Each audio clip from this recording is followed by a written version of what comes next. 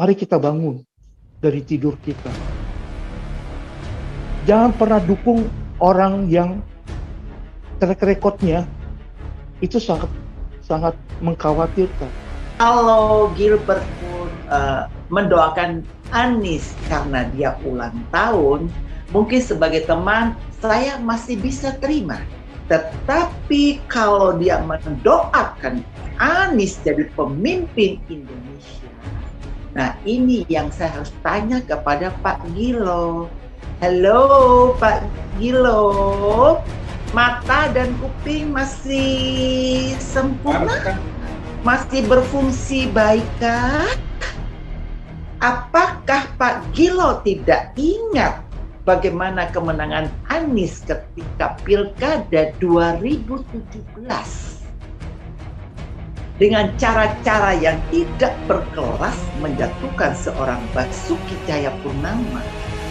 Ya, anak-anak yang berumur 12 tahun memegang obor, pakai baju putih, peci putih, di jalan berteriak-teriak memegang obor, berteriak, bunuh Ahok, bunuh Ahok, bunuh Ahok sekarang juga.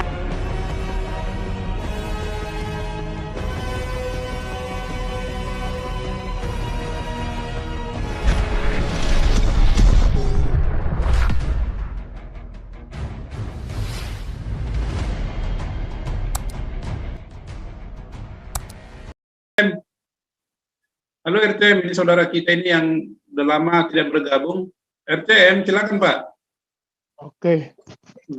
Pertama, saya prihatin dengan pendeta khususnya dari beberapa gereja yang besar. Mau dimanfaatkan untuk keadaan yang sesaat. Kalau saya belajar track record-nya Gilbert, mulai dari dia pendeta muda sampai sekarang, yang ada di dalam teologinya adalah teologi kemakmuran. Nah, itu.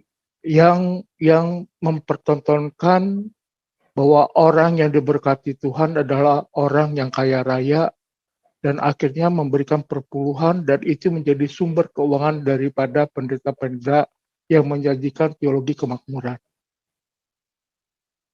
Dan ini menjadi senjata makan Tuhan pada akhirnya.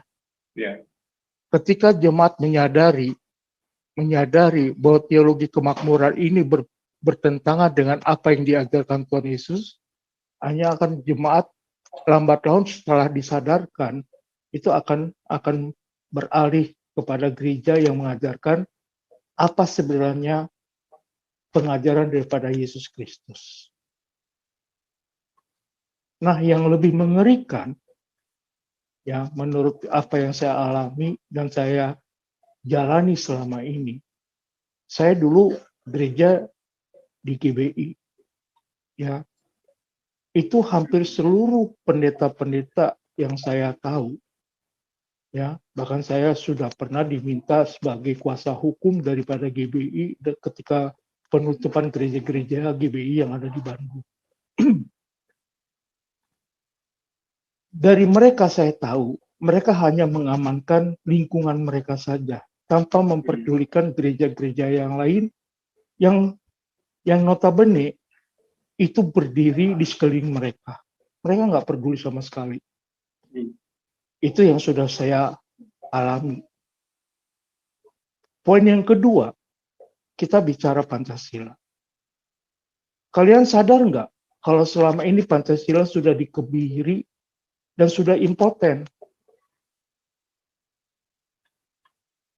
Pancasila itu cuma satu-satunya yang melekatkan kita dari berbagai macam suku, agama, budaya. Hanya Pancasila.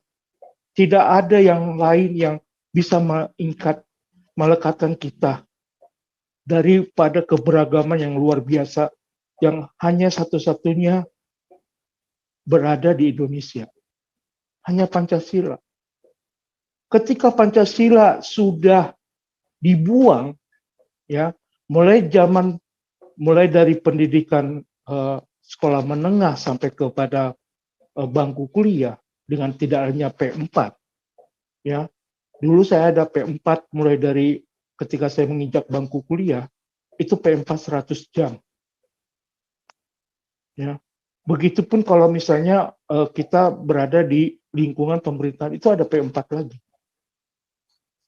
Itu udah nggak ada. Sekarang bagaimana orang mengerti Pancasila kalau tidak pernah diajarkan? Kalau tidak pernah dilakoni, nggak mungkin. Ketika Pancasila sudah diimpotenkan, maka berkembanglah suatu dogma yang baru, falsafah yang baru, yaitu khilafah. Yang sudah dari zaman negara ini berdiri, itu sudah mau dilekatkan di dalam negara Republik Indonesia ini. Anda harus ingat, Piagam Jakarta itu mereka masih punya dendam. Kenapa saya bicara itu? Buktinya muncul DITII, karena mereka masih pengen ini negara Indonesia ini ada negara Islam. Anda jangan lupa itu. Itu sampai terus, sampai sekarang. Itu mereka akan perjuangkan. Ya. Cuma mereka sekarang mengemas dengan cara yang lebih halus. Supaya apa? Kita terperdaya. Kalau kalian nggak sadar, 2030 itu akan terjadi, Indonesia bubar. Saya yakin Indonesia bubar, karena saya sudah lihat gelagatnya. Saya sudah lihat pergerakan-pergerakan mereka. Walaupun saya tidak eksis seperti 98, tapi saya sudah dapat informasi yang A1. Yang saya dapat dari teman-teman saya yang masih ada di lapangan sekarang ini. Itu mereka lakukan. Dan sekarang mereka yang namanya partai-partai yang kita melihat partai nasionalis, itu sekarang mereka gontok-gontokan. Mulai dari PDIP, Golkar, ya, Nasdem, Demokrat, sama semuanya. Dan bahkan mereka sekarang menggalang untuk menggolkan satu calon yang merupakan sudah dipersiapkan dari mulai zaman 2004, sudah dipersiapkan 2004 untuk menggolkan Indonesia ini menjadi minimal negara khilafah. Itu sudah mereka persiapkan.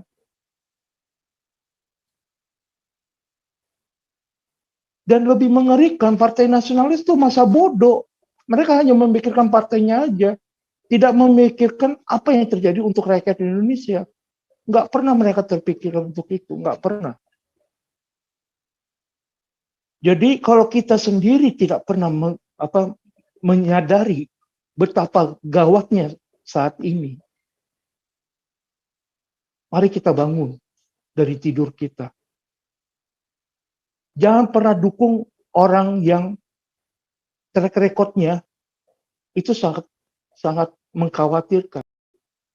Anies sebagai menteri ketika zaman Jokowi pertama kali, apa yang pernah dia lakukan? Nggak ada. Sekarang dia jadi gubernur, apa yang dia lakukan? Nggak ada. Retorika, semuanya retorika. Nggak ada. Sumur resapan, apa yang di sumur resapan? Malah bikin banjir. Bikin monumen ini, bikin ini, bambu dulu, nggak ada ininya. Semuanya nggak ada artinya, nggak ada manfaatnya. Hanya sebagai apa ya? Sebagai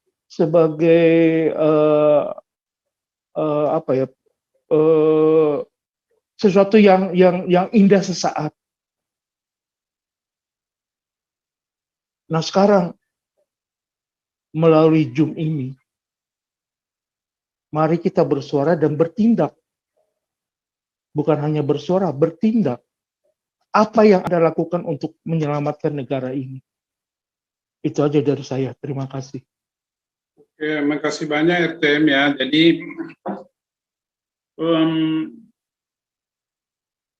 penipuan atau penyesatan itu ya yang saya tangkap dari Pak RTM ini ya, penyesatan itu ditutupi dengan kata-kata manis yang tidak punya dasar sama sekali. Nah, termasuk ini Pendeta Gilo ya. Pendeta Gilo ini kalau kita baca sejarah daripada GBI Glow, ini adalah gereja sebenarnya yang berpusat kepada dirinya sendiri. GBI itu hanya tambahan. Glow itu singkatan dari nama dia, Gilbert Gilbert Lumoindong over the world. Itu visi dia. Tapi yang dipikirkan adalah secara fisik, jumlah manusianya, bukan kualitasnya. Ya, ini jadi visinya. Walaupun di visinya ini disebutkan menegakkan kerajaan Allah. Itu visi yang tertulis, tetapi prakteknya dia tidak begitu loh. Atau pemahaman dia menegakkan kerajaan Allah itu hanya berbicara dari sisi jumlah manusianya. Tuhan mengatakan banyak terpanggil, sedikit yang terpilih. Nah, jadi jemaat di GBI Grow cermati ini, antara perkataan, antara komitmen yang tertulis dengan perbuatan itu berbeda. Ini yang namanya pohon, ya, yang daunnya rindang, tapi tidak punya buah. Nah, Gilbert ini adalah penguasa tunggal mungkin, karena dia GBI Grow, Gilbert Lumoindong over the world. Jadi berpusat kepada dia, bukan kepada teokrat, apa namanya, teosentris ya. Teosentris itu berpusat kepada Tuhan Yesus, teo. Tapi kalau manusia itu apa bahasa latinnya manusia, Pak RCM? Homosentris ya, homo ya. Homosentris. Nah, jadi berpusat pada diri saya sendiri. Hati-hati loh ini ya. Cepat daripada GBI Grow, hati-hati. Anda digiring kemana ini? Hati-hati. Itu yang pedalit tadi katanya itu apa? Teologi kemakmuran. Wah, kemakmuran aja, kemakmuran. Bukan salah. Tetapi kalau ada sedikit penderitaan, lari itu. Nah, supaya nggak lari mungkin dikasih inilah, apa bukan penceman ya. Kalau orang Medan bilang gula-gula, bonbon, yang manis-manis gitu. Jadi nanti teman-teman bisa menambahi ini lagi lah ya. Tapi itu yang kita lihat, hati-hati. Bukan kita benci, nggak urusan kita, hati-hati. Sebesar apapun pendeta itu hati-hati. Benny Hinn itu pendeta besar. Coba, dia bertobat itu, mengakui kesalahan. Yang selama ini dilakukan itu salah katanya. Benny Hinn itu. Jadi Gilo, waspada Anda itu, jangan sombong. Ya. Bukan karena kehebatan Anda. Anda kan dulu muridnya ini, kalau nggak salah, Mawar Saron. Ketika itu Mawar Saron di jalan apa di Cikini sana. Saya tahu Anda itu, ya kan? Tapi saya nggak bicara itu. Tapi sadarlah bahwa Anda itu dipakai oleh Tuhan. Jangan berpolitik praktis. Kalau Anda berpolitik urusan pribadi Anda. Tapi jangan bawa-bawa institusi atau jemaat Anda. Anda tidak punya hak itu, tidak punya kewenangan itu terhadap jemaat Anda. Tidak punya hak itu. Jangan Anda pikir itu adalah milik Anda. Salah. Ya. Salah. Pendeta tidak mungkin ada tanpa jemaat. Ya. Jemaat tetap ada walaupun pendeta nggak ada. Itu apa Gilo itu harus paham itu.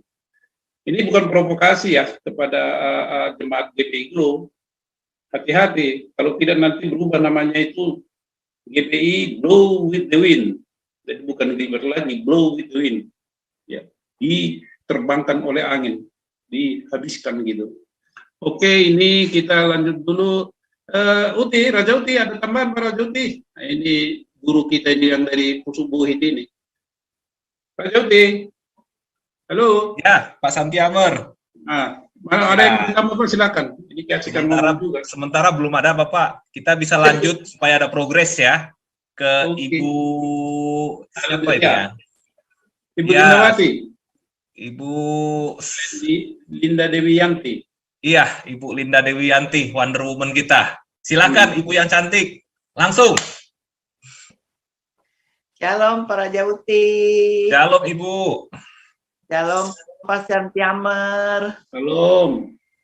Shalom teman-teman semua yang ada di Zoom. Ada tadi teman dari Papua itu, Bu? Iya, Pak ingin belajar ya. Katanya Papuanya di mana, tapi beliau belum menjawab. Kayaknya di Papua ya, bukan Papua Barat kayaknya itu. Iya, hari ini kita bahas tentang Gilo. Penjelasan tentang Gilo ya. Oke, tadi saya sempat baca ya link yang dikirim Pak Raja Uti kayaknya tadi. Nah, saya sempat buka. Nah, saya menggaris bawahi beberapa poin di sini. Itu terkait dengan ulang tahun Anies ya, yang pertama itu ya. Nah, bagi saya pemikiran saya, kalau Gilbert pun mendoakan Anies karena dia ulang tahun, mungkin sebagai teman saya masih bisa terima. Ya, saya masih bisa terima. Tetapi kalau dia mendoakan Anies jadi pemimpin Indonesia, nah ini yang saya harus tanya kepada Pak Gilo. Halo Pak Gilo, mata dan kuping masih sempurna? Masih berfungsi baikkah? Apakah Pak Gilo tidak ingat bagaimana kemenangan Anies ketika Pilkada 2017? Dengan cara-cara yang tidak berkelas menjatuhkan seorang Basuki Cahayapurnama.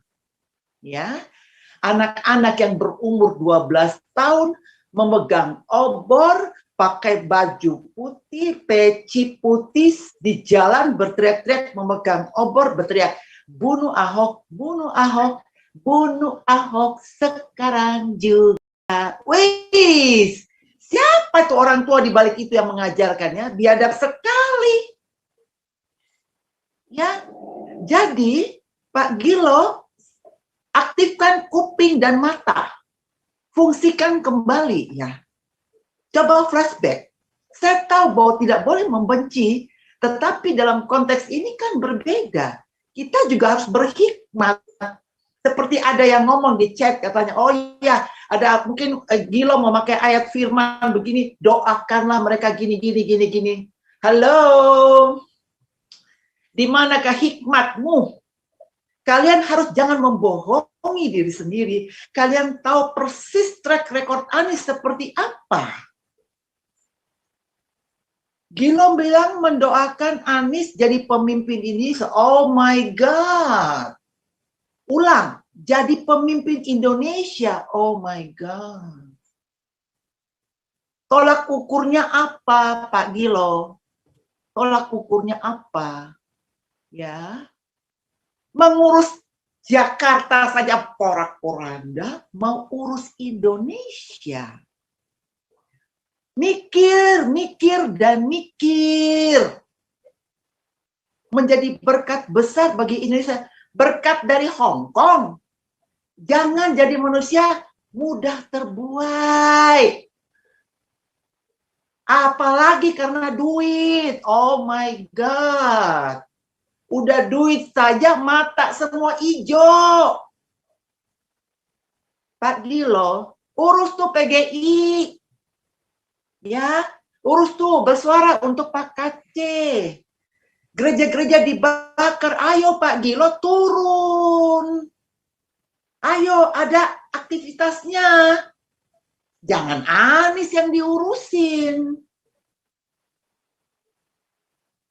Wah, saya sampai bagi saya hampir tidak percaya ya. Kok bisa seperti ini?